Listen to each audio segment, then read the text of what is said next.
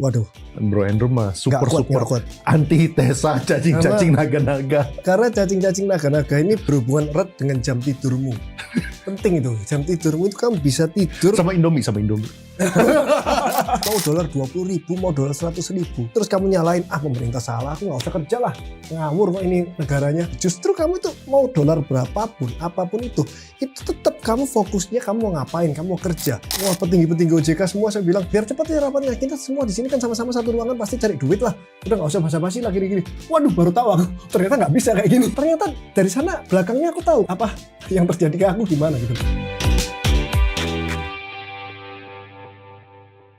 Oke, kita udah lama nggak podcast nih sama Bro Andrew.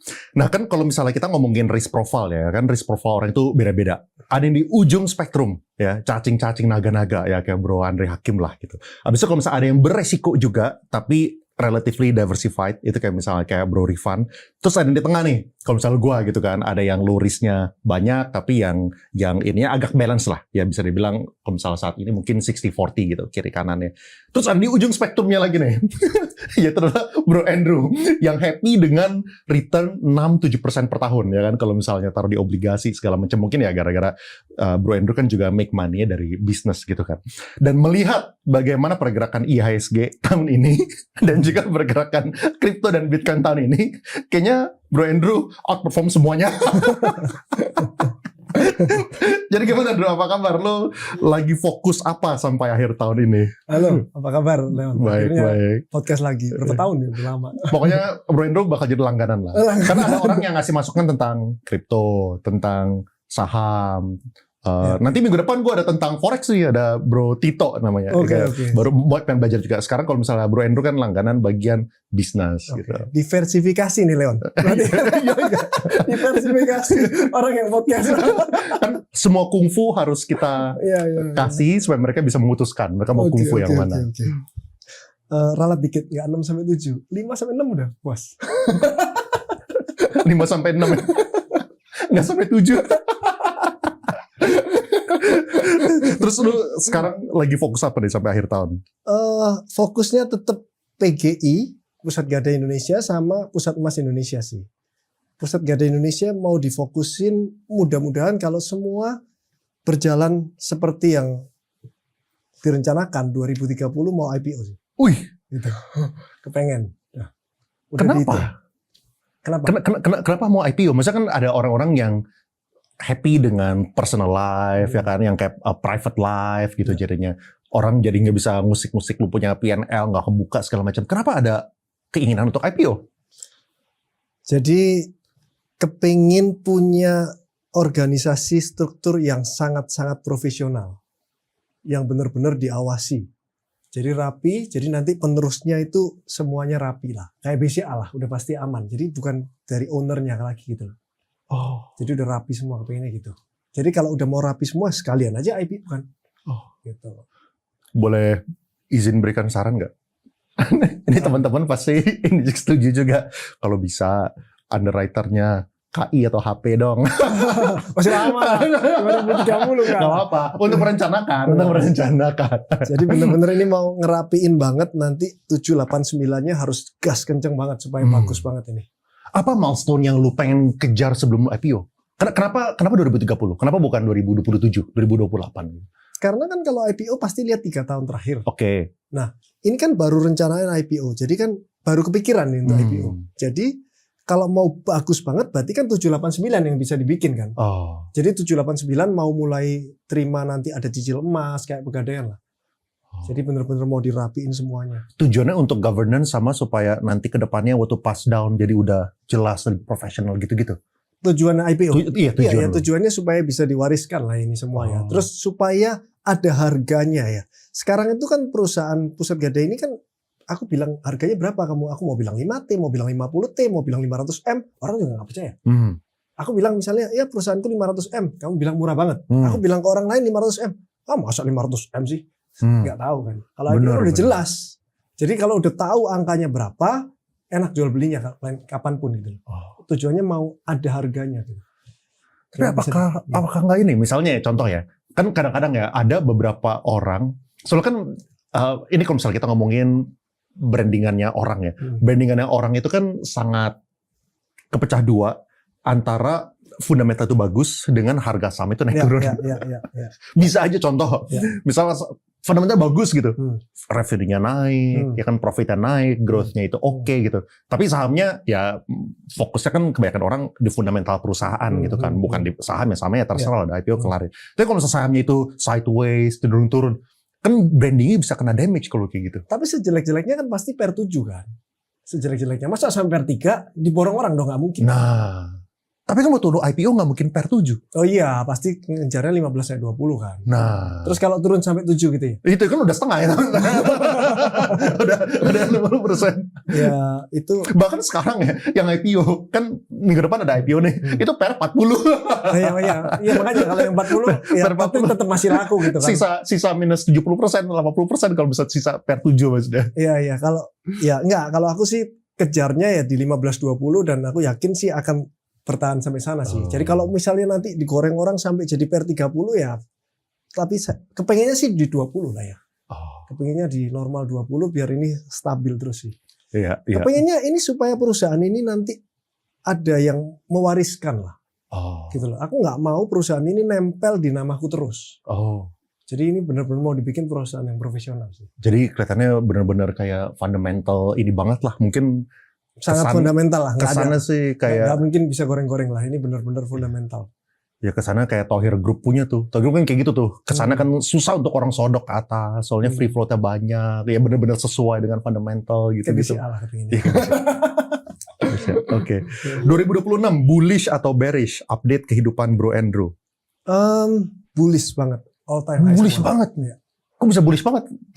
Iya, kita gini, rupiah kita gini. Iya, jadi memang semua usahaku semuanya lagi bagus semuanya. Lebih bagus dari tahun-tahun sebelumnya, semuanya naik drastis.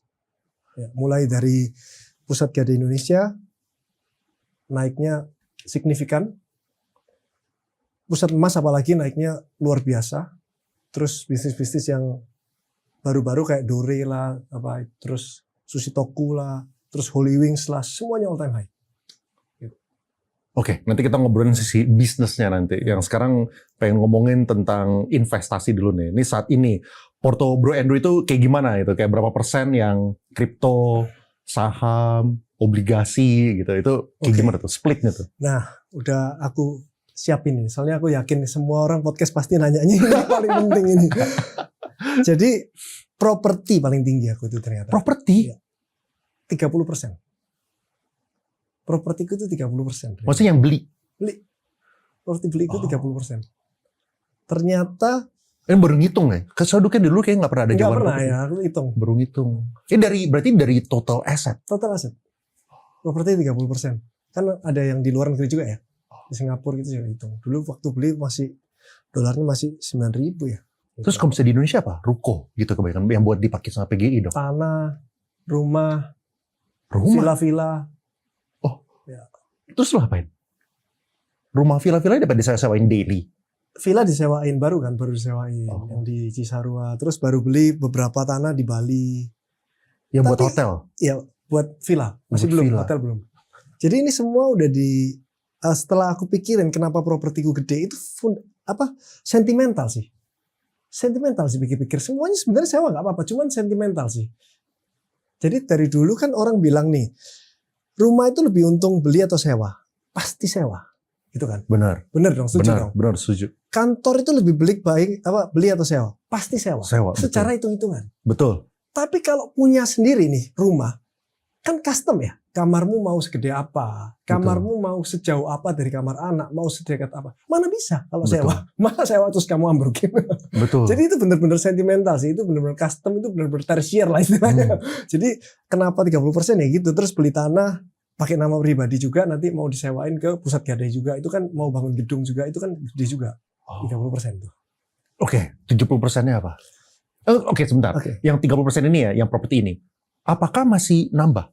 Maksudnya 30% ini gara-gara 10 tahun yang lalu waktu masih properti boom itu udah kecemplung, nggak sengaja beli. Beli terus. Ini kemarin beli di Bali depan pantai, beli terus. Tapi bullishnya ke Bali, ke Jakarta atau Jakarta? Beli juga kemarin di Jakarta, baru beli di Simpruk buat bikin wellness. Tanah lah ya Di tanah, fokusnya. mau bangun buat bikin wellness. HW Enggak, sendiri. sendiri. Oh. Istriku pengen bangun wellness yang bagus banget lah nanti di Simpruk bikin. Oke, sisa sekarang 70% ini. 70 itu 25%-nya rupiah. Fiat. Termasuk deposito RDPU. Ya itu aja sih sebenarnya. Oke, RDPU itu kan isinya deposito kan. betul. Ya udah anggap Sama sama. obligasi sedikit lah. Ya sedikit kan. Ya itu 25%. Oke. Terus Rupiah. sisanya? Terus 15% emas. Batangan gitu. Ya antam-antam gitu lah. Oh, iya. Semua. Itu gara-gara lu koleksi di pusat semua ada emas. mereknya sih. Gak ada batangan yang gak ada mereknya aku gak nyimpen. Gara-gara lu ini kali koleksi di pusat emas kan. Gara-gara ada pusat emas ya. Tapi kan harusnya lebih. Aku mau seimbangin 15%. Oh. Kalau tahan terus kan lebih dong. Iya. Aku Kan seimbangin 15% pokoknya. iya. Gitu. Terus 25, 15, 40, Sisa berapa ini? 30. Sisa 30. Dolarnya masuk di Indon sama Indon. deposito juga. Hampir sama kan. Iya. Itu 10%. 10%. Sisa 20. Sisa 20. 10-nya apa ya? Udah ya tadi. Bitcoin, saham, Oh saham 10. saham 10. IHSG semua 10%. Sisa 10 lagi? Sisa 10-nya mobil, jam tangan, Bitcoin. Gitu. Nah, kalau misalnya yang tadi ya, yang 25% fiat IDR lah ya, kayak masuk RDPU segala macam gitu. Lo ada ini gak sih? Wah, tahu gitu, gue belinya yang USD aja atau enggak? Gue pengen tinggian yang bagian USD-nya deh, soalnya IDR-nya tahun lalu tuh udah mengurang 10% gitu, pelemahan gitu. Oh pada saat dolar naik ya? Atau bahkan sekarang gitu. Bahkan sekarang ada kepikiran gak sih? Wah, kayaknya gue harus kurangin bagian IDR-nya deh. Soalnya rupiahnya melemah terus gitu. Enggak, aku mikirnya untung punya dolar. Lebih gitu lah. Beneran. Jadi fokus untung aku punya dolar. Emang orang-orang yang sangat grateful gitu ya. Makanya hidupnya tenang, senyum terus, happy terus. Terus sahamnya nambah nggak gitu?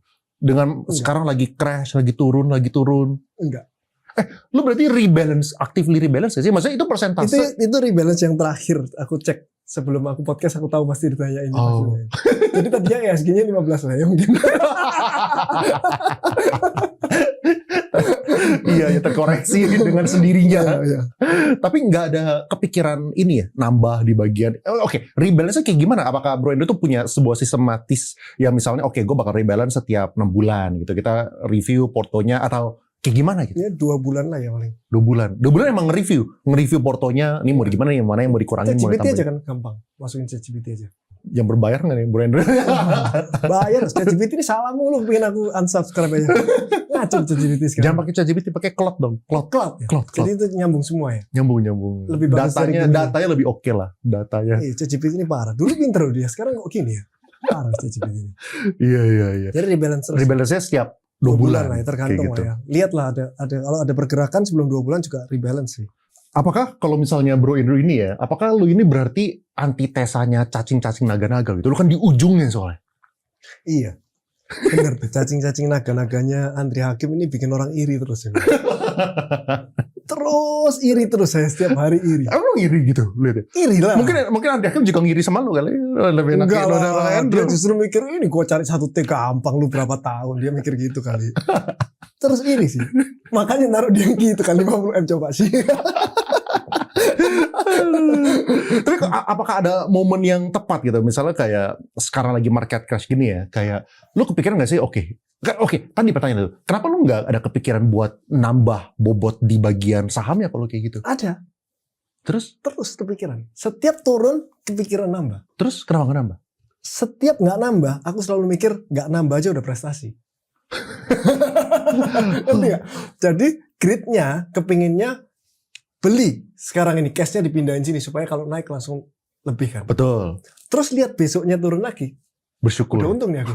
Ya kan, nggak beli itu untung dong kalau besoknya turun 3%, minggu depan turun 3%. Karena waktu turun 3% kepingin beli tapi nggak beli, berarti waktu turun 3% lagi untung 3% nih. Jadi kan Benar. gitu. Jadi yang gitu terus pikirannya gitu. Terus kalau misalnya naik, ya kemarin nggak beli. ya gitu terus kira-kira. Tapi ya tetap aku udah pikirin sih pada saat crashnya gede itu berapa persen lah, banyak 30 ya mungkin. Bahkan yang di Hengki itu kan masuknya di saham-saham Konglo kan, itu kan lebih banyak lagi kan. Aku udah pikirin sih, ternyata nikmatnya portofolio naik nggak sebanding dengan sengsaranya portofolio turun. Di feeling aku ya, kalau orang lain mungkin beda ya. Jadi pada saat naik, happy-nya itu yes dapat Ferrari, gitu kan. Pada saat turun, kehilangan Ferrari yang dapat aja belum diambil udah kehilangan Ferrari. Itu kepikirannya lebih parah. Jadi mungkin kalau happy-nya cuma anggap 10 menit gitu ya, ini kepikirannya bisa 100 menit nih. Jadi aku mikir nih, oh ini bukan aku ini. Berarti Bro Andrew kehilangan Ferrari cuman kepikiran 100 menit guys. risk averse berarti ya. Risk averse gitu ya. Iya, nggak mau ngambil resiko, prefer untuk tidak mengambil resiko, itu risk averse. Iya. Gitulah. Karena mungkin beda ya, setiap orang beda ya. Karena aku kalau mikir kalau turun itu nggak enak banget lah menurutku. Walaupun memang naik itu enak, tapi enaknya itu nggak ada bangetnya gitu. Tapi kalau turun nggak enaknya banget. Gitu. Apakah Bro Andrew ya seperti ini gara-gara kan kalau misal orang buat make money kan ada beberapa gitu kan, ada yang dari active income sama dari investment. Nah dari active income udah kenceng gitu, jadi yang di sininya tuh ya nggak butuh gitu. Betul sih, masuk akal sih itu. Mungkin ya sekarang dari active income-nya masih bisa diputar ke bisnis. Betul. Pada saat nanti dari active income-nya sudah nggak bisa diputar ke bisnis, nah itu kan mungkin baru mikir ya, apakah uang yang nggak kepake ini jauh lebih gede daripada active income-nya ini, sehingga harus taruh di mana itu kan. Betul. Itu mungkin betul. beda game. Belum sih aku. Belum sampai sana maksudnya. Loh, tapi lu lagi nabung segede itu kan dari segi bisnisnya juga, maksudnya alasan kenapa lu taruh di RDPU, mungkin ada yang Indon juga, lalu ada yang lain-lainnya. Itu kan berarti kan gara-gara yang bisnisnya udah max out gitu. Iya, betul. Bisnis udah max out, therefore ada sisa di sini gitu betul, kan. Betul. Nah, alasan lu untuk sisa di sini kan berarti kan ada kemungkinan ini bakal dipakai buat bisnis lagi ke depannya gitu. Betul, nah, emang masih ada rencana pengen bikin apa lagi dari sisi bisnisnya?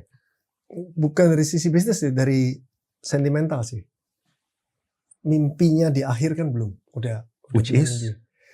Ada 2 sih mimpinya.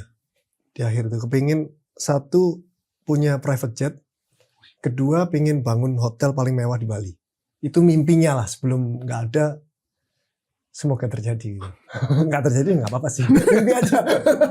Pengennya kayak gitu. Bisa, tapi kan kalau misalnya foto-foto bisa lah, foto-foto di private jet ada banyak. Udah masuk saham belum kok? Apa ada serok saham apa pas crash kemarin? Berarti nggak ada? Nggak ada. Ada waktu keluar dividen. Dapat dividen terus pencet beli lagi. Udah turun lagi. Itu pun udah salah ini pencetnya harusnya. Sekarang aku cek ada sih dividen, masih ada sih. Tapi belum dipencet. Apa aku tarik aja ini dividennya? Parah banget pelitnya. Soalnya kan apa namanya? Dulu kan kalau misal BCA 7.000, wih gila BCA 7.000 kapan lagi? 6.000, wih kapan lagi 6.000? 5.000, kapan lagi? BCA aku itu average-nya masih 8.900. Waktu beli itu aku lihat kan BCA waktu beli di 8.900 itu aku yakin ini 90% ini pasti untung. Karena BCA itu setiap dari awal tahun sampai akhir tahun pasti plus selama berapa belas tahun kan. Bener. Dari awal buka BCA sampai sekarang kayaknya minus baru sekali ya kalau nggak salah kan. Bener. Selalu plus. Jadi aku mikir ini pasti plus ini. Jadi kalau beli sekarang nanti akhir tahun itu plus berapa ya? 10% atau 12% aku hitung nanti. Beli 8.900 kok turun terus ya? Nggak mungkin belum akhir tahun. Turun terus ya? Beli nggak ya supaya turun ya? Beli dong. Average itu ketinggian waktu 7.000 orang bilang. Bener. Ketinggian. Waktu 8.000 ketinggian, kamu harus beli sekarang. Beli nggak ya? Beli enggak deh. 7.000 ketinggian. Beli enggak. 6.000 juga enggak beli. Udah beli enggak beli. Pokoknya itu enak aja. Udah nggak usah beli. Iya. Tapi kalau misalnya menurut lo ya, kayak apakah orang-orang itu tuh bisa make money dari investasi doang? Kan kalau misalnya lo kan contohnya kan itu kan lo kan yang kerja / profesional / pengusaha lah, yang make money utama dari sana. Investasi ini kalau misalnya target lo adalah 7% ketinggian gitu ya, 5-6%. Itu berarti kan adalah untuk menjaga purchasing power doang lah investasi kalau kayak gitu kan. Nah, apakah semua orang tuh harus bagusnya mindsetnya yang kayak gini gitu? Enggak. Tergantung dia itu ngapain sehari-harinya. Oke. Kalau sehari-harinya dia itu nggak ngapa-ngapain, secara effort ya, dia nggak ngapa-ngapain, sedikit banget lah effort untuk dia melakukan kegiatan ya. Mungkin dia kalau bisnis, effort untuk bisnisnya sedikit karena sudah ada profesional. Nah, dia boleh dong fokus di investasi. Kalau aku ini benar-benar fokusnya di bisnis. Jadi aku nggak mau fokus di investasi sehingga kalau hasil investasinya naik, aku happy. Kalau hasil investasinya turun, aku sedih. Sehingga ada aku happy dan sedih itu mempengaruhi keputusan-keputusanku di bisnis. Itu sih yang aku. Berarti ukuran investasi yang berisiko itu nggak boleh segede itu in such a way that itu mengafek lu punya bisnis gitu. Jadi cara berpikir gitu. Iya, cara berpikirnya bukan efek ke cash flow bisnis ya. Betul, cash flow enggak, betul. tapi cara berpikirnya akan mempengaruhi. Jadi bad mood lah. Misalnya IHSG ku 50% ya aku bilang. Rupiah sama dolarnya masuk IHSG semua 50% gitu kan. Terus pada saat crash jadi 30%. Terus pada saat aku meeting di bisnis, aku mikir, aduh aku kerja meeting kayak gini setahun loh, aku nggak bisa nutupin yang kayak tadi gitu loh. Jadi males kan gitu loh. Aku nggak mau kejadian itu sih. Iya. Itu sih yang aku jaga. Make sense. Tapi kayak menurut lo ya, kayak apakah kalau dengan banyak orang yang make money dari investasi ya, siapa sih seharusnya yang orang-orang yang oke untuk full fokus di investasi atau trading gitu? Apakah itu sesuatu yang possible menurut lo? Orang yang nggak perlu pakai uang untuk kerjaannya satu, sehingga duitnya adem semua tuh. Kedua, orang yang nggak punya kerjaan. Ya mau ngapain? Punya duit nggak punya kerjaan ya? Oke, fokus di investasi dong. Cari yang persennya paling gede dan aman gitu kan. Berarti yang nggak punya bisnis ya fokusin di situ, atau yang nggak punya kerjaan tapi punya banyak duit. Kira-kira kayak gitu kesimpulannya. Enggak, punya bisnis tapi dia nggak perlu effort di sana banyak gitu loh. Nggak apa-apa, investasi dia udah punya profesional segala macam semuanya gitu. Iya. Tapi lu pernah nggak sih kayak ambil kalau misal untuk bisnis sendiri, apakah lu orang yang pernah ngambil utang untuk bisnis? Dulu doang ya, awal kick off-nya doang ya. Iya. Habis itu enggak. Ini sih sekarang baru mikir. Sekarang kan baru banyak belajar dari PT Pegadaian kan. PT Pegadaian itu kan utangnya puluhan triliun ya. Walaupun dia untungnya gede loh, dia untungnya bisa 10 triliun. Tapi utangnya puluhan triliun. Tapi untuk mencapai di angka itu harus ngutang sih. Memang aku baru tersadarkan. Ini jadi baru mikir nih apakah mau ngutang atau enggak. Itu akan untuk ekspansi berapa banyak sekali geber kayak gitu loh. Iya, karena kan di bisnis Pegadaian itu 80 triliun ya emasnya yang digadai. Piutangnya orang-orang itu 80 triliun ya. Kalau kita mau ngejar 10%-nya dia aja berarti harus ada 8 triliun cash kan. Buat yang beli-beliin. Jadi bukan beli, gadai. Gadai, iya. Iya, jadi bisa kasih duitnya ke orang duit orang gitu. Itu kalau mau 10%-nya harus 8 triliun. 8 triliun kalau dari cash flow kan lama ya. Jadi tapi kalau utang ya aku akan pertimbangkan untuk apakah kalau ada hutang ini mempengaruhi moodku gitu loh. Gitu. Tapi kalau misal utangnya kayak gitu, itu kan apakah itu bisa dibilang risk free ya? Utangnya itu risk free ya nggak sih? Soalnya kalau orang kan berarti kan kasih emasnya, kasih pegadai atau pegadai atau ada kan? Nggak risk free lah. Kalau emas LTV-nya emas itu 90%.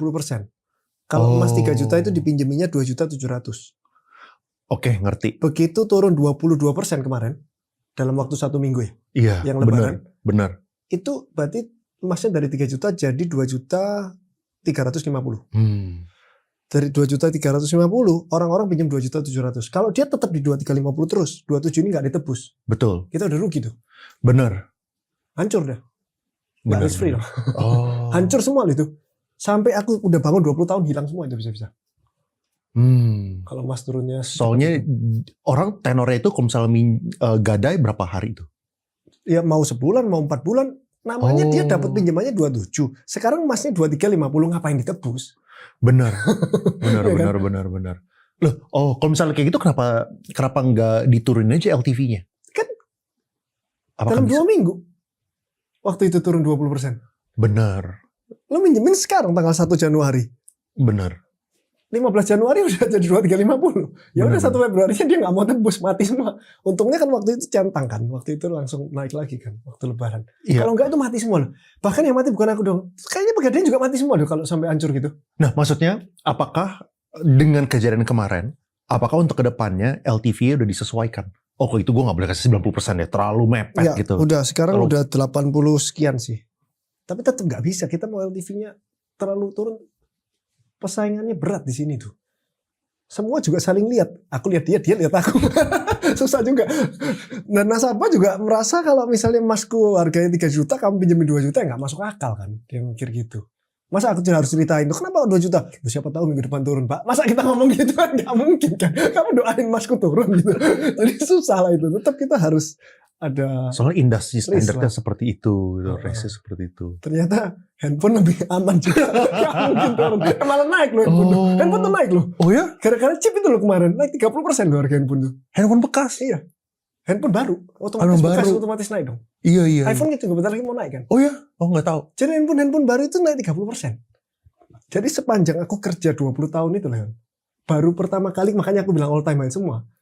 Pinjamanku untuk elektronik itu aku naik. Karena naik kan pinjaman harga handphone tiket naik. size-nya tiba-tiba naik. Iya, jadi misalnya tadinya 100 gitu ya. Itunya piutangnya 100. Nggak usah ngapa-ngapain, aku naikin 15% misalnya. Udah 115 tanpa orang top up. Enak banget. Tanpa kenaikan tanpa volume. ngapa-ngapain bisa naik 15-20%. Dan itu yang dirasakan oleh PT Pegadaian. Tanpa ngapa-ngapain, tanpa kerja, naik 100% Mas ya. Piutangnya naik 100% tanpa harus ngapa-ngapain. Apalagi dia ngapa-ngapain. Makanya dia langsung naik drastis kan naiknya. Keuntungannya dari berapa ya? Cepet banget deh kayak 3T, 5T terus nanti 10T gitu. Wah gila banget, iri lagi aku. Iri lu sekarang belajar emas nih. Iya.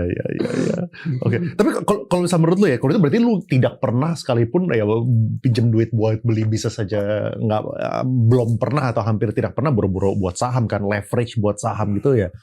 Enggak lah berarti. Waduh. Bro Andrew mah super kuat. antitesa cacing-cacing naga-naga. Karena cacing-cacing naga-naga ini berhubungan erat dengan jam tidurmu. Penting itu. Jam tidurmu itu kamu bisa tidur sama Indomie. Kalau market lagi gini Indominya nambah.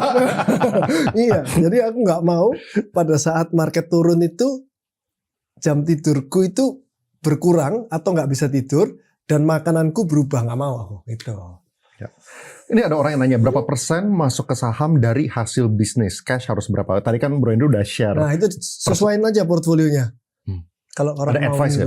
Kayak gimana? Ada advice kayak gimana? Jadi dia dapat cash flow dari bisnis. Gitu. Nah itu gitu. Advice-nya adalah itu bukan dari dapat cash-nya berapa banyak, tapi adalah cash flow-nya terhadap perusahaanmu itu gimana. Apakah cash flow-nya itu hijau terus, kamu ekspansinya itu nggak perlu dana yang besar sehingga kamu boleh masuk saham lebih besar. Tapi kalau cash flow-nya seret terus, ya jangan punya saham sama sekali lah. Itu mendingan buat dana darurat. Gimana cara generasi milenial dan Gen Z yang bukan pewaris accumulate wealth selain lewat financial market? Soalnya kalau misalnya kerja doang pasti sulit. Soalnya tertekan biaya hidup dan inflasi kebutuhan lainnya. Side hustle pun nggak membantu banyak di kondisi kayak sekarang. Sedangkan waktu dan tenaga yang bisa kita tukar itu terbatas. Nah, sayangnya apa ya? Kayak yang gue rasakan tuh emang Bro Andrew ini outlier ya. Sama lah ya kan. Makanya kayak orang-orang yang di sini kebanyakan outlier. Kadang-kadang pusing juga ini gimana nih orang-orang pada ATH semua. Nah, sedangkan kan ekonomi kan kayaknya sekarang banyak yang rasakan tuh susah, rupiah sampai sekarang balik lagi ke 18.000 gitu misalnya. Kayak apa ya? Kayak what can they do gitu buat anak-anak muda? Apakah advice adalah buat mereka explore ke bisnis kah? Harus coba cari jati diri di sana atau kayak gimana gitu? Untuk anak-anak muda? Iya. Pertanyaan adalah untuk milenial dan Gen Z. Untuk milenial dan Gen Z yang bukan pewaris. Yang bukan pewaris, kamu lihat berita itu jangan mempengaruhi kehidupanmu sih. Mau dolar 20.000, mau dolar 100.000. Emang kalau dolar 100.000 terus kamu nyalain, pemerintah salah, aku nggak usah kerja lah, ngawur kok ini negaranya. Itu salah gitu loh. Justru kamu itu mau dolar berapapun, apapun itu tetap kamu fokusnya kamu mau ngapain, kamu mau kerja. Jadi jangan nunggu regulasi pemerintah ini yang cocok buat aku bisnis apa ya. Kelamaan kamu nunggu kayak gitu loh. Itu banyak sih orang. Jadi kayak ada something to blame gitu. Aku nggak mulai bisnis karena dolarnya gini. Aku nggak mulai bisnis karena kamu lihat sendiri pemerintahnya lagi kayak gini gitu loh. Tapi kan ada outliers lain yang bilang, aku mulai bisnis, ya memang saatnya aja. Memang aku mau coba gitu loh. Nah, tapi ini di ekonomi ini. Oh iya, masa sih ekonomi gitu? Jadi jangan disambung-sambung gitu menurutku.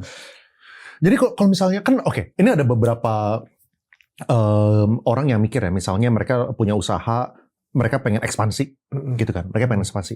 Ada beberapa orang yang gue kenal itu tuh mereka lagi hold off expansion dulu. Oh nanti dulu deh, kita lihat dulu nih, nanti nih, ya kan. Pemerintahnya kayak gimana, lihat ekonominya stabil atau enggak, lihat dolar itu nanti kayak gimana.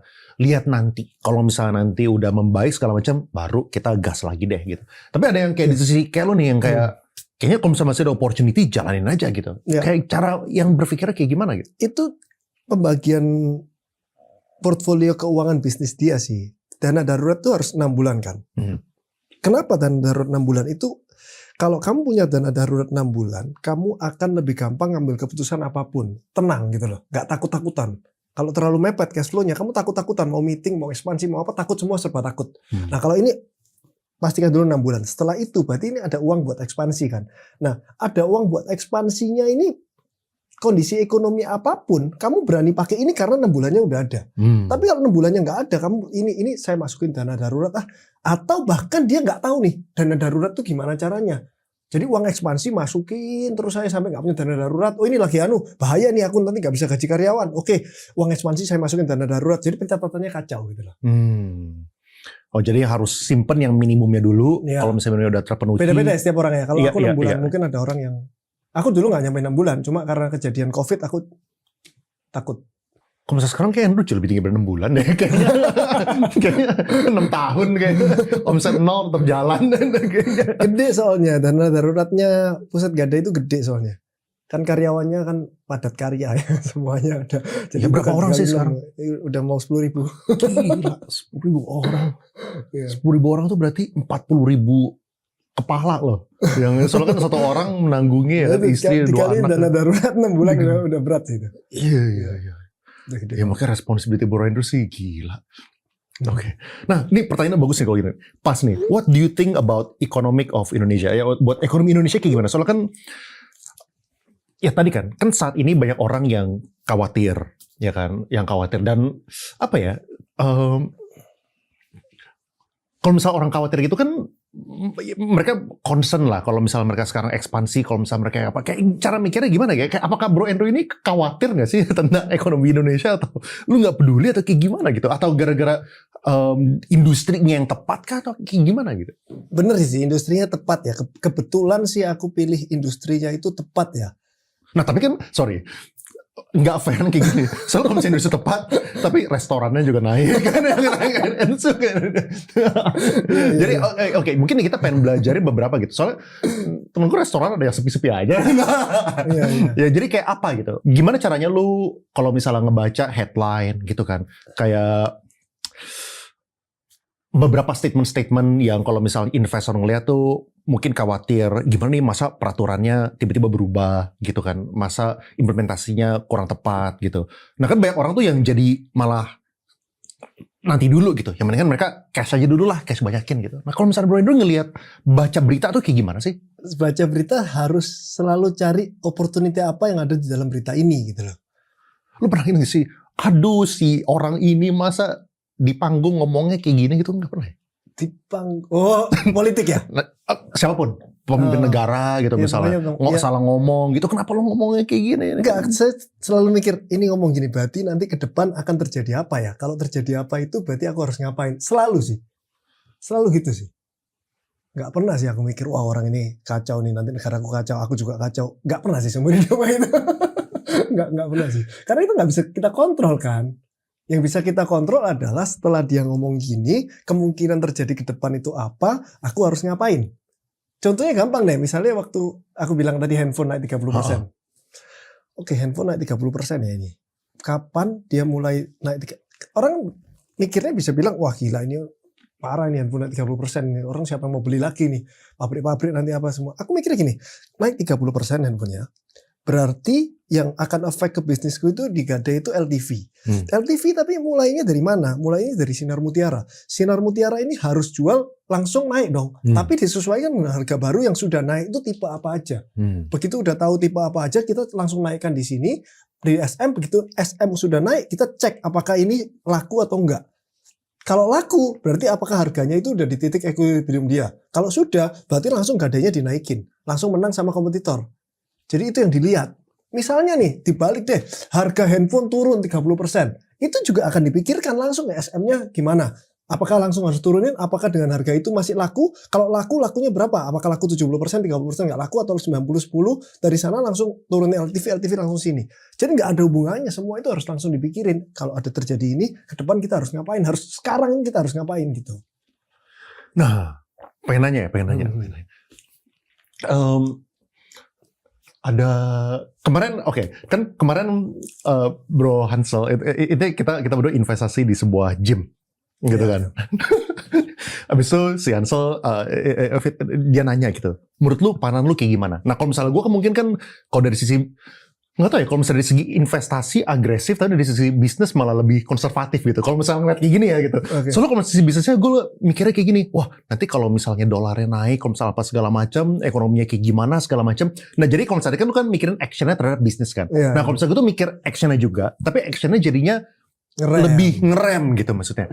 Nah dan maksudnya gara-gara baca ini, therefore jadi takut atau ada fear yang meningkat. Gara-gara fear meningkat, jadi dikira untuk lebih ngerem kayak gitu. Jadi ya, apa ya, ngerasa sama-sama mikir solusi, cuma solusi kita berbeda gitu. Iya. Kalau misalnya teman-teman lu kayak gimana? Apakah teman-teman di circle lu tuh juga relatif kayak Bro Andrew gitu masih expand atau mereka yang ada yang ngerem juga atau kayak mungkin gimana? Kebetulan karena circleku itu lihat aku itu kayak gimana, jadi dia juga nggak ngeluh kali ya, malu kali ya di depanku ngeluh. Nggak tahu kalau di belakangku yang nggak ada sih yang ngeluh. Mungkin kalau ngeluh langsung aku semprot mungkin. Pasti kan langsung semprot. Jadi yang ngeluh tentang pemerintahan, tentang politisi ini, ada yang ngeluh tentang pemerintahan karena IHSG jadi turun karena dia nabung di IHSG kan. Iya otomatis dong. Benar. Orang-orang yang lagi ngeluh di komen-komen itu karena dia turun kan IHSG. Betul. Ngatain inilah, ngatain nggak ada hubungannya ngata-ngatain orang kan. Padahal kamu ngata-ngatain itu yang baca asing. Ngatain di komen-komen itu emang asing nggak punya translator. Semakin dia baca kamu ngata-ngatain, semakin dia baca semakin turun ya IHSG-mu. Benar nggak sih? Itu ada juga di circleku yang ngata-ngatain. Terus aku sindir, wah pasti kamu gara-gara IHSG-mu turun makanya kamu kata-katain. Coba IHSG naik, kamu nggak kata-katain kan? Nggak ada hubungannya. Ngatainnya ke karakter. Padahal IHSG-nya gara-gara turun. Coba kalau naik, karena karakternya jadi bagus langsung. Nggak jelas banget. Gitu sih. Itu positif thinking banget ya. Sangat aura positif nih emang. Oke, gue pengen nanya lagi. Ini nih, kalau misalnya kita teriak-teriak di komen sesuatu yang berlebihan, yang bahkan kritiknya tuh sampai over lah gitu ya, kan asing bisa baca segala macam gitu kan. True, itu setuju. What if kayak gini, misalnya ya, kan kemarin ada beberapa case-case misalnya venture capital di Indonesia lah, landscape-nya kayak gitu gimana ya. Which is ada beberapa venture capital yang ternama, yang dari BRI, dari MDI, itu tuh bos-bosnya lagi kena kasus hukum lah, gitu.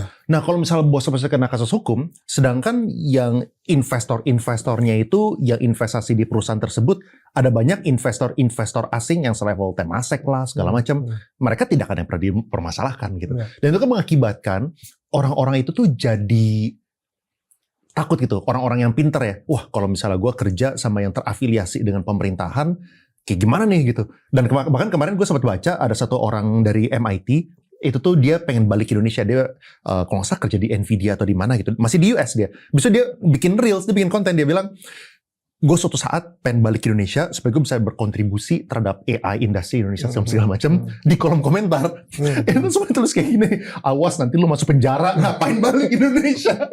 Nah, kayak tanggapan lo ngeliat kayak gitu kayak gimana gitu. Jadi gini, dulu kan aku 2 tahun 3 tahun lalu kan kepingin masuk politik tuh. Pengen masuk politik tujuannya mau kontribusi. Terus kan ada omongan kamu mau keluar duit berapa untuk masuk. Itu kan pertanyaan itu yang membuat aku batal kan. Betul. Aku mikir gini, aku kira aku ini udah lumayan pinter lah ya, sehingga ilmuku mau aku sumbangin tuh laku gitu. Oh ternyata nggak laku. Gitu kan. Begitu dari situ aku mundur, terus aku juga mikir, kalau kamu mau masuk politik, kamu nggak cukup pinter aja. Pinter aja itu nggak cukup, tapi kamu memang harus bisa berpolitik. Oke. Ngerti nggak? Jadi idealisme itu harus hilang dulu.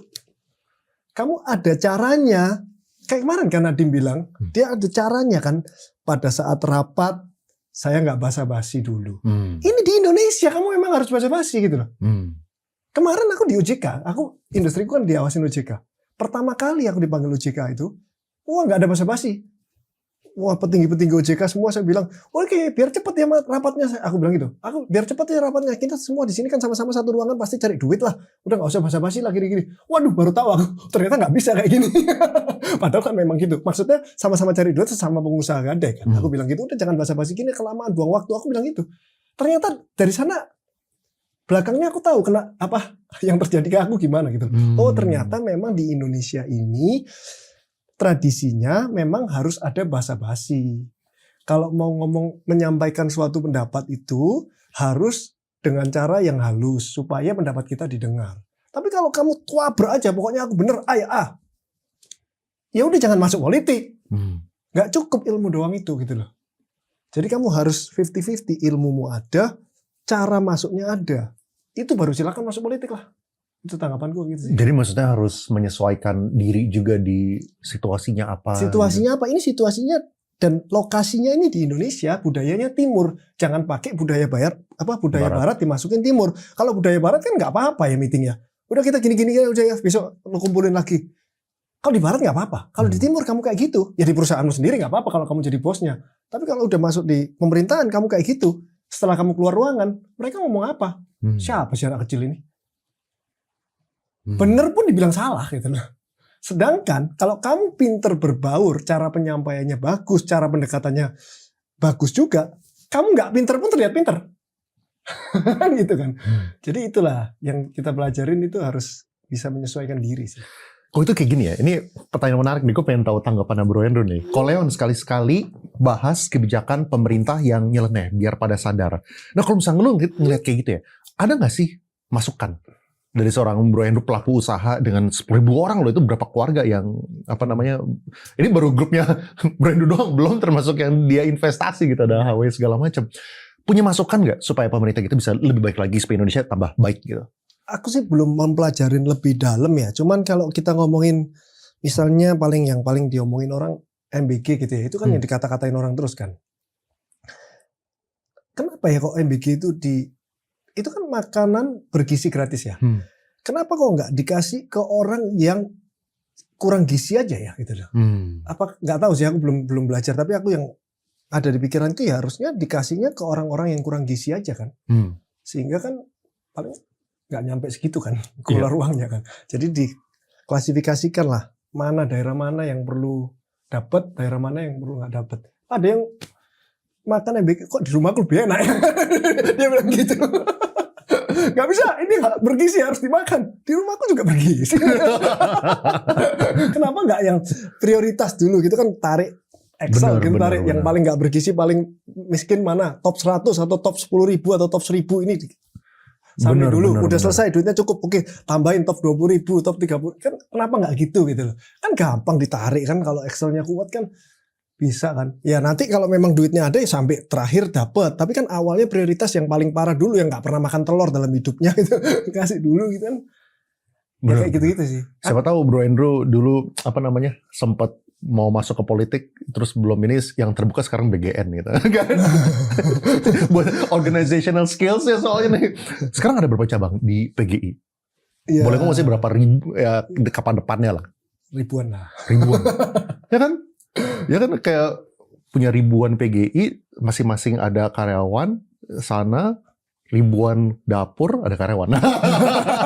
Boleh lah, transfer of knowledge supaya kita, atau mungkin yang nyeleneh itu mungkin kenapa nggak dikasih telur aja lah 2 biji, agak susah ya korupsinya ke telur doang ya. Ntar ada yang komplain, wah makan telur terus bosen, orang-orang nge-gym juga makan telur terus tiap hari ya kan. Yang penting kan tujuannya gizi, bukan enak nggak enak nih, kasih aja telur 2 biji udah, daripada enggak setiap hari dipaksa makan 2 telur. Iya. 2 telur dan 1 susu dah. Gak bisa dikorupsi. Susah. Gak perlu dapur juga. Mau ngomong lebih tapi takut kepleset. Ini kalau kepleset ini 1 frame loh ya. Ngomong sendiri nih, gue gak ada di sini. Kalau gitu gini, bagaimana pandangan Indonesia 10-15 tahun ke depan? 10-15 tahun ke depannya. Pasti membaik sih. Tapi Bro Hendro mah semuanya juga optimis. Pasti itu pasti. Membaik itu pasti. Karena edukasi kita semakin bagus, terus online edukasi juga gampang, pasti membaik sih kalau 10-15 tahun di Indonesia.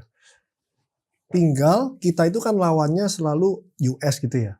Membaiknya Indonesia berapa persen, US berapa persen gitu kan. Itu kan pelemahan rupiah terhadap dolar US itu juga bukan dilihat kita lemah atau enggak.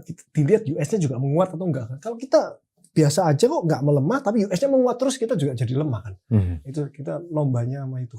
Iya, berarti kalau misalnya dibandingkan relatif tuh hari ini ya membaik. Cuman kalau misalnya relatif ke other countries yang ya memang tergantung. dia jago, etos kerjanya lebih bagus, itu saya sering pakai sih. Kalau saya lagi meeting-meeting. Kayak gimana tuh? Ya misalnya, kamu masa nggak bisa, bule-bule aja bisa kok. Dia mikir kerjanya, dia nggak pernah hitung-hitungan waktu, kamu hitung-hitungan waktu. Nah kalau kita hitung-hitungan waktu, bule-bule nggak pernah hitung-hitungan waktu, rupiah kita melemah nggak? Udah pasti melemah loh. Kalau dia berpikir kerjanya lebih bagus daripada kita pasti melemah loh. Pasti kalah lah. Secara garis panjang ya. Artinya kalau kita nggak mau dolar kita itu, rupiah kita melemah, kita mau tetap aja nggak naik nggak turun. Setidaknya kita SDM-nya harus sama kayak dia. Udah nggak bisa malas-malasan lagi lah. Gitu. Iya. Gue harus lebih sering undang pengusaha nih. Kayak belakangan ini lebih banyak ini apa namanya yang ada porto di IHSG gitu. Kalau misalnya ini aura positifnya menyala gitu. Oke, sekarang kita pengen bahas ini ya. Kayak lu punya other business, soalnya kan lu kan ada investasi di banyak tempat kan. Ini Info Ko Andrew sekarang udah invest di bisnis apa aja? Nggak banyak sih. Nggak banyak. Terakhir itu masuk di pabrik sosis ya. Big Farm. Kok bisa? Ceritanya kayak gimana? Ceritanya temen lama sih, temen dari SMP aja. Oke. Jadi dia udah lama bikin, jadi dia minta aku masuk supaya revenue-nya naik gitu. Masuk sebagai investor dong? Iya, investor, dan ya kalau namanya udah invest ya, lumayan gede ya, pasti otomatis. Ini investasi sizable yang ini? Apa? Investasinya sizable? Iya lumayan lah, nggak sampai gede lah. Cuma dia kepingin gede, jadi karena teman SMP dari dulu basement juga, jadi masuk. Kalau enggak sekarang udah terlalu banyak orang yang nawarin aku masuk. Karena semua yang aku invest tuh kayak terakhir kan clickbait agency, terus ternak klip itu ngeklip terus apa lagi? Yang sosis ini, terus Dore, Sushi Toku, semua yang aku Vitex masuk. sebut dong, Vitex. Vitex. Sorry Hansel. Vitex. Ulang. Yang aku masuk Vitex. Itu didahulukan. Oke. Yang aku masuk itu semuanya itu kan begitu aku masuk, influencer ada ya. Yang aku masuk itu semua naiknya selalu lebih dari 100% dalam setahun. Semuanya signifikan naiknya. Nggak pernah ada yang stuck. Nah, menurut lu ciri-ciri khasnya kenapa gitu? Apa yang berbeda? Before after itu emang kayak apa gitu? Dia kan pasti ya kayak gampang ya, Vitex ya. Hanselnya langsung ketemu aku kan. Caranya gimana ini? Langsung oke, aku bilang dong, ini kan bisnis modelnya hampir sama lah, ini sama Holy Wings lah. Aku lihat caranya sih cari tempatnya kayak gini, cara cari investornya gini gitu kan. Kita kan sekarang ada berapa cabang? 8. 9 ya, 8. 9 kan? Iya. Terus Hanselnya mau cari lagi banyak gitu kan. Duitnya dari mana kita cari investor? Gampang banget, belum diumumin aja udah daftar-daftar. Berapa kemarin RAB-nya 4M. Iya, Satu cuma 4M. Belum buka loh, hari pertama udah 3M. Ya kan? Day one buka itu yang daftar udah 3M. Berarti kan ini gampang banget kerjanya. Oh iya ya kok ya. Ya udah buka. Akhirnya gitulah. Jadi intinya cuma think tank aja. Orang yang kepikir. Yang lu invest ya, itu biasanya salahnya itu di mana? Maksudnya kayak apa sih kayak common mistakes pengusaha-pengusaha yang Bro Andrew sebelum masuk tuh rata-rata orang-orang, berarti kan soalnya kan perusahaan-perusahaan yang Bro Andrew invest ini bisa dibilang represent the general SME lah gitu. The general small medium enterprise gitu ya. Kayak kebanyakan apa sih ruangan untuk mereka grow-nya itu gitu? Atau typical mistakes-nya itu apa gitu? Nomor satu yang paling penting itu nggak totalitas ya. Itu bahaya banget tuh. Kebanyakan kerja itu yang paling bikin hancur perusahaan. Kebanyakan kerjaan lain-lainnya itu loh. Dia nggak totalitas. Kalau kamu mau pastikan revenue naik, kamu harus totalitas. Aku tanya tentang perusahaanmu dari A sampai Z, kamu harus tahu. Kenapa kamu milih cat warna ini, harga catnya berapa? Kamu harus tahu. Kalau kamu nggak tahu, oh itu yang urus ya, aduh percuma udah. Semua kamu harus tahu semuanya. Berarti kamu totalitas, kamu ngerti perusahaanmu dan kamu peduli terhadap perusahaanmu. Itu baru bisa naik sih. Nah, rata-rata orang salahnya nggak totalitas. Kedua, orangnya nggak ngitung. Oh ini kayaknya untung deh, coba gitu. Ini kayaknya rugi deh, nggak usah deh. Padahal belum tentu rugi. Banyak loh. Ya kan, yang nggak ngitung gitu. Kebetulan si FitX itu jago sih dia. Dia jago udah ngitung semua. Iya. Bahkan lebih rapi kan dari kita. Iya. Kayaknya gitu, kita masuk dia jabarin. Apalagi bingung. Iya. Ya cuma dia, kita lihat kan terakhir, nggak tahu ya standarnya, mungkin aku biasa lihat kan gym-gym yang mahal-mahal kan, bagus-bagus, dia kan cuma 200.000 ya sebulan. Iya. Jadi kan ada stikernya copot, aku marahin, soal ini masuk stiker copot, dia kok udah aku komplain gitu. Iya. Padahal mungkin bagian penting lah 200.000 stiker aja. Jangan bandingin gym yang lu pergi. Nah, cuman kayak gini, kalau misalnya kan totalitas, oke, totalitas, habis itu sampai ngerti perhitungannya, gue anggap kalau misalnya perusahaan-perusahaannya ini tidak totalitas, gue asumsi adalah, ya lu nggak mungkin mau masuk.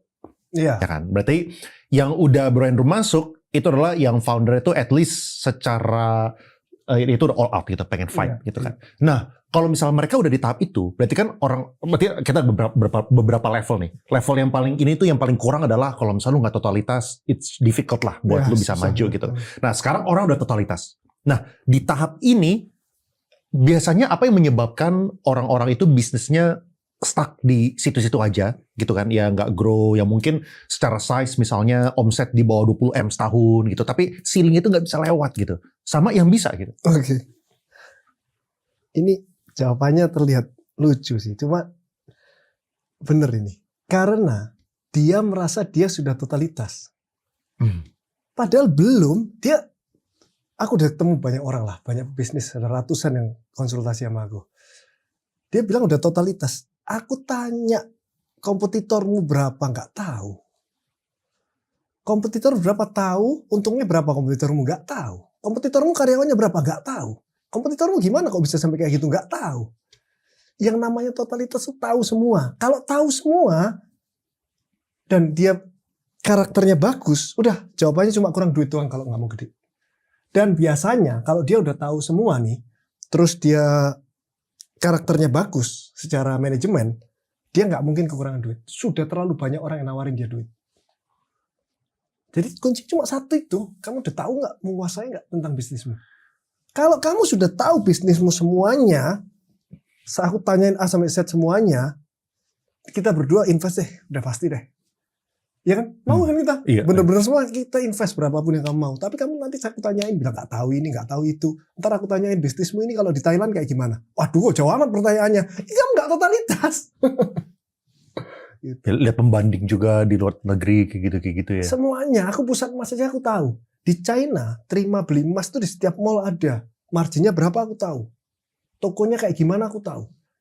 Di Filipina kayak gimana aku tahu. Di Vietnam kayak gimana aku tahu. Itu pusat emas yang aku baru 1 tahun. Yang pusat gadai aku udah tahu. Aku udah ke Filipina, aku udah baca bukunya semua. Aku udah tahu semuanya gitu. Nah, minta tips nih. Gimana caranya orang itu bisa mengetahui omsetnya, jumlah karyawannya, kompetitor? Apa contoh bisnisnya? Yang susah. Misalnya apa ya?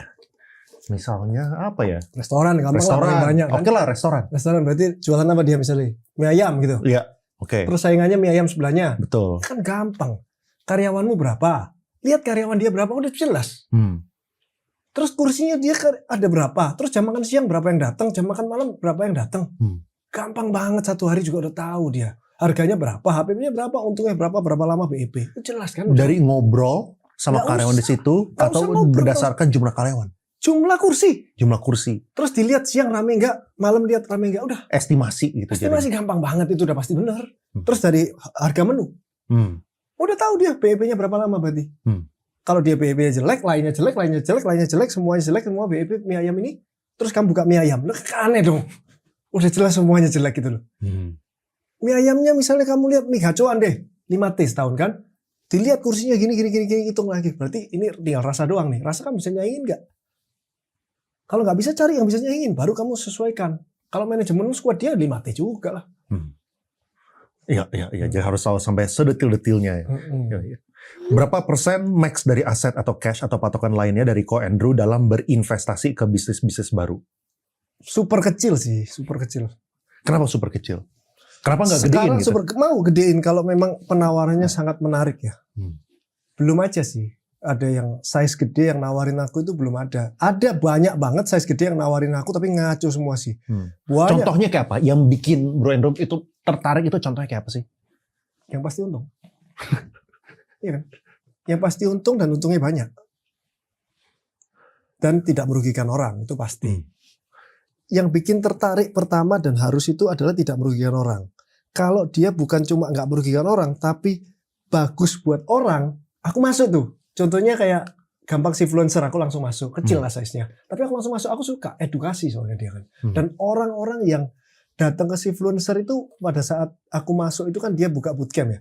100 dari 100 itu semuanya puas. Karena Samuel Chris kan bener-bener ngelatih. Waduh gila deh waktu dia. Wah aku mau masuk. Aku mau masuk karena ini bagus gitu loh. Nah kalau aku yang pengen masuk itu adalah yang bagus dan yang untungnya besar.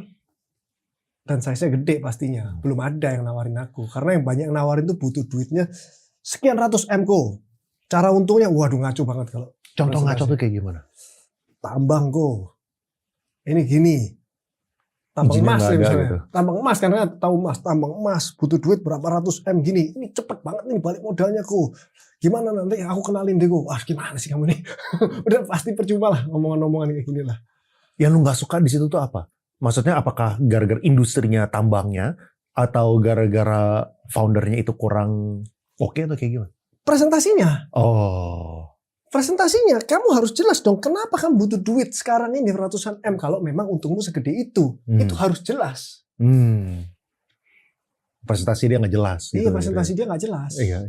Nah yang lu open tuh apa? Maksudnya kayak untuk utang kah? Atau untuk equity? Atau dua-duanya juga nggak masalah? Atau kayak gimana? Untuk equity sih. Kalau utang sih ya harus plus equity sih. Kalau utang harus plus equity. Kalau utang doang nggak mau sih. Oh kenapa? Misal nih, misalkan Bro Andrew kan misalnya let's say 5-6% gitu misalkan. Misalnya ada orang nih bilang, kok gue punya bisnis bagus.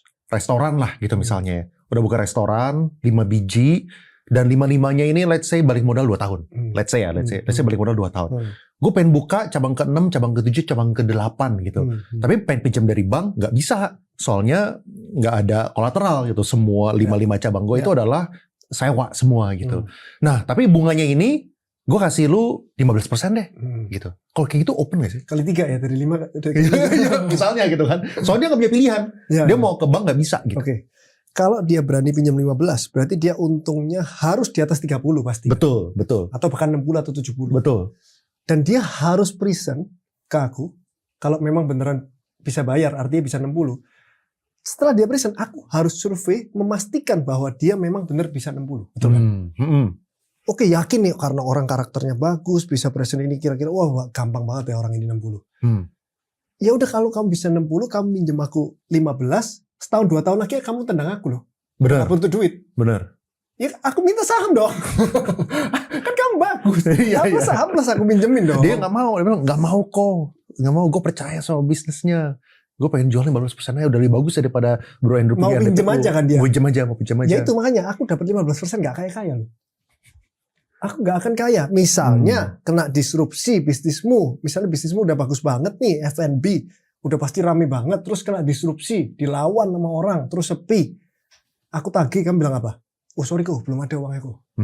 Hilang langsung. Untung cuma 1, berapa persen. Hilang langsung 100%. Nah, emang balik lagi ke fiat 5% paling enak. Waktu aku minjemin 15% ya. Aku waktu tidur itu ada kepikiran loh. Dia masih rame gak ya? Kalau di bus itu gak ada mikir gitu. Paling SBI naik. Oh besok aku telepon bank. Naikin dong. Kok kamu SBI naik aku belum naik? Cepat cairin terus break langsung masukin lagi. Gimana sih kamu gak ngabarin aku? Gitu. Kan FR juga mengalami penurunan sekarang. Apa itu? FR, Ori. Kan deposito. Deposito sama RDPU. Iya. Oh. Karena RDPU enak. Kalau suku bunga naik otomatis dia ngikutin kan. Iya. Kalau deposito aku repot harus kamu gimana sih SBI naik, kamu kok belum ikut naik, kamu tuh harusnya kamu jangan nunggu aku telepon dong, kamu harus naikin, pindah ini kamu nanti. Repot harus marah-marah. RDPU paling enak, otomatis dia kan. Bener. Ya bener. Kalau misalnya USD no problem, kalau misalnya Indon segala macam sih, ya nggak gitu, relatively lebih oke lah gitu ya harganya ya, harga Indon. Gak tahu, aku cuma hitung waktu aku beli Indon banyak itu kan di waktu berapa ya? Tunggu, 16.400 ya. Oh. Waktu di 16.400 kok masih untung tuh, aku cek tuh. Iya. Bukan secara dolar ya, secara ini ya nilainya. harga 101 itu kemarin. Iya, 103 benar. masih kok. Iya, yang USD nggak gitu. Indonesia itu kan pasti USD. Betul. Nah, yang FR yang itu tuh yang lebih. FR yang rupiah turun dia ya. Ya kalau misalnya Indon sih untungnya lebih. RDPU kalau rupiah. Kalau Indon itu untungnya. Tapi ya seberuntung-beruntungnya milih paling beda 1-2% lah. Nggak terlalu sampai bikin nggak bisa tidur kan. Ada sekarang obligasi yang kayak itu nukik. Oh, berapa persen? Obligasi. Kemarin berapa ya? Minus 3%, 5%. Obligasi kuponnya ya. gede ya? Iya. Waktu beli itu kuponnya di atas 8 gitu kali. Oh enggak, justru kuponnya. Nah ini nggak tahu. Soalnya kan beli reksadana kan. Kemarin sih reksadana pendapatan uang yang lumayan heboh. Soalnya kan pendapatan uang ada banyak yang garis lurus. Tiba-tiba garis lurusnya break shot gitu. Gara-gara. Untungnya atau nilainya? Bukan untuk apa ya? Kayak nilainya. Berarti ini ya NAV-nya. NAV-nya turun. Turun bisa sampai 4%. 4% gara-gara SRBI-nya dinaikin kenceng serat kayak gitu. Tapi pada saat masuk itu yearly-nya sebelumnya kan lihat one year-nya itu pasti gede kan? 7%. Nah, aku nggak masuk itu. Makanya aku masuknya yang kecil. Iya. Ngerti? Yang waktu dipilihin ada yang Bahama apa gitu-gitu kan? Betul. Aku selalu pilih yang dapatnya dikit. Jadi namanya nggak turun aku.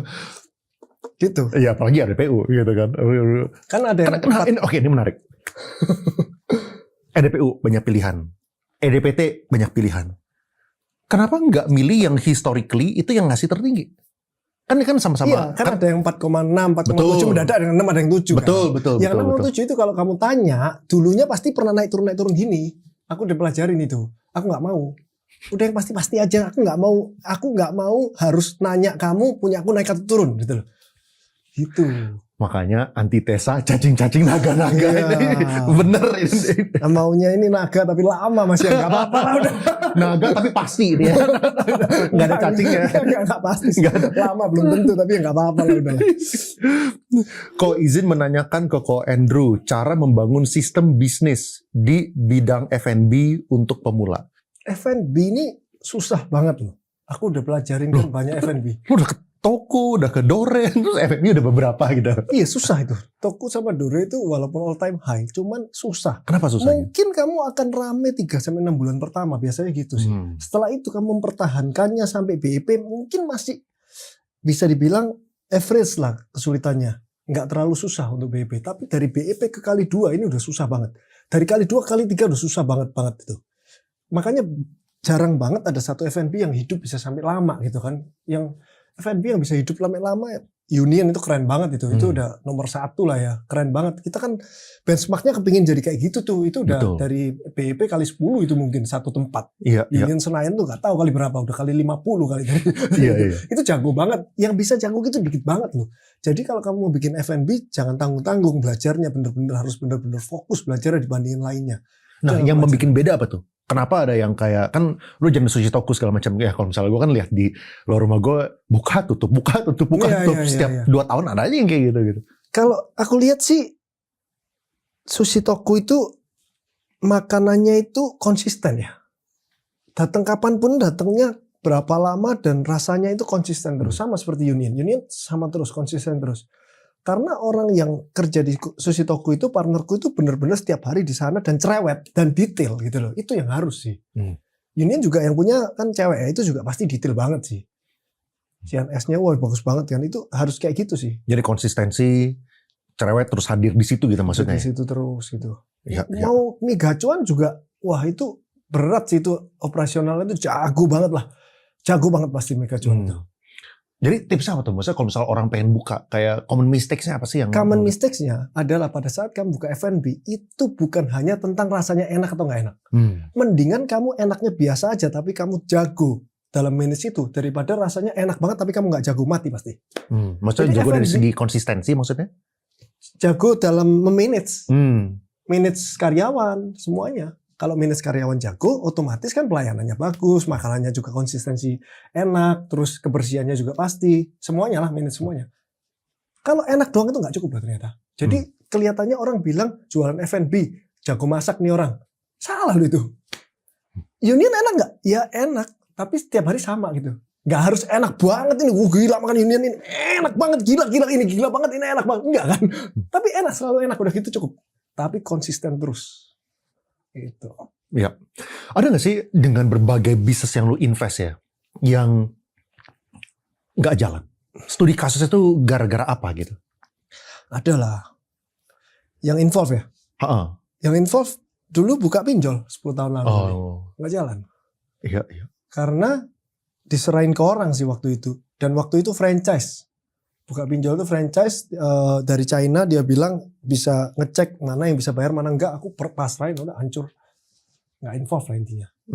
Makanya balik lagi ke tadi. Involve tapi beli engine-nya di orang gitu loh. Jadi mempercayakan ke engine itu. Jadi susah tuh.